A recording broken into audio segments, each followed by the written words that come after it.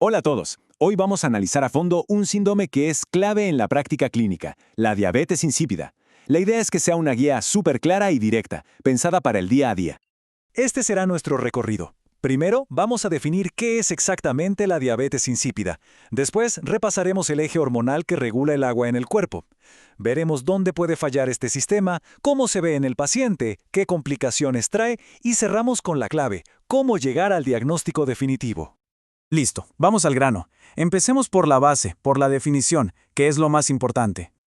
Ok, aquí la tienen. La diabetes insípida es, en esencia, un síndrome donde el cuerpo elimina una cantidad enorme de orina, pero súper diluida. Para que nos quede claro, hay dos números clave que hay que tener en mente. Una diuresis en 24 horas de más de 45 mililitros por kilo y una osmolalidad en la orina de menos de 300 miliosmoles por kilo. O sea, en palabras simples, el paciente orina muchísimo y esa orina es prácticamente agua. Ahora, para entender la falla, primero tenemos que entender cómo funciona el sistema cuando todo está bien. Pensemos en la regulación del agua en el cuerpo como un mecanismo de relojería, perfectamente calibrado. Y este esquema lo explica perfecto. Miren, todo empieza aquí, en el hipotálamo. Unos sensores, los osmorreceptores, miden qué tan concentrada está la sangre. Si detectan que está muy concentrada, le mandan una señal a la hipófisis posterior para que libere la famosa hormona antidiurética, también conocida como vasopresina. ¿Y qué hace esta hormona? Viaja por la sangre hasta el riñón y le dice, oye, retén agua. Y así el riñón reabsorbe agua y la orina sale más concentrada. Es un sistema de feedback súper elegante y la verdad muy eficiente. Bueno, si así funciona cuando todo va bien, ¿dónde se rompe la cadena? Pues hay dos puntos de falla principales.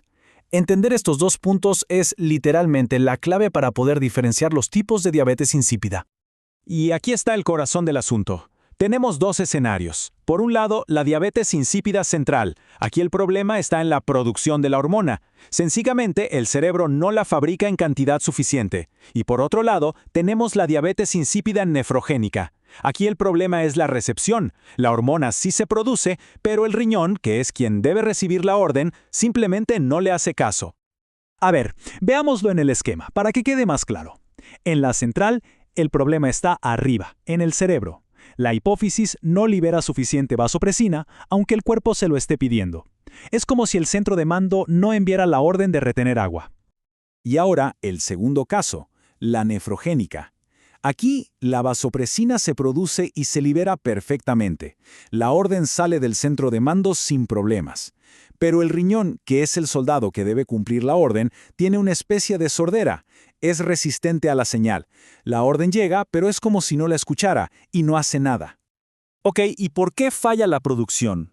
Las causas más comunes de la diabetes insípida central suelen ser adquiridas. Estamos hablando de cosas como tumores cerebrales, craneofaringiomas, meningiomas, metástasis sobre todo de pulmón o mama, golpes fuertes en la cabeza o incluso como consecuencia de una neurocirugía.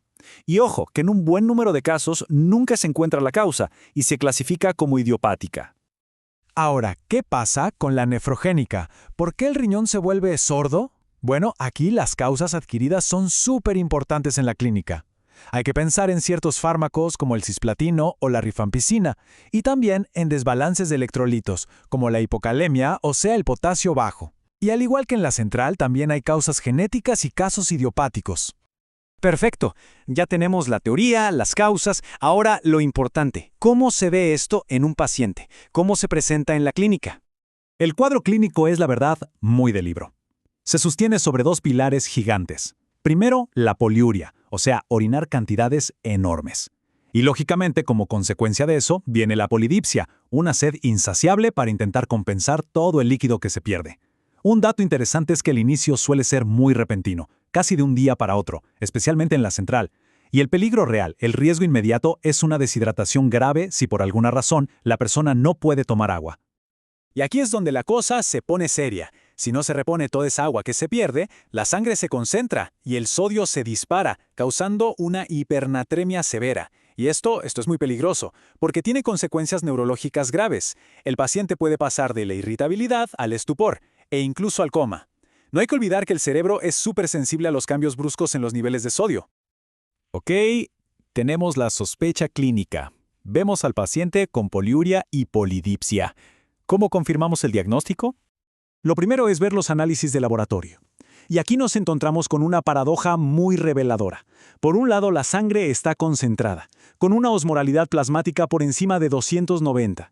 Pero por otro lado, la orina está súper diluida, con una osmolaridad por debajo de 300 y una densidad urinaria bajísima, menor a 1.005.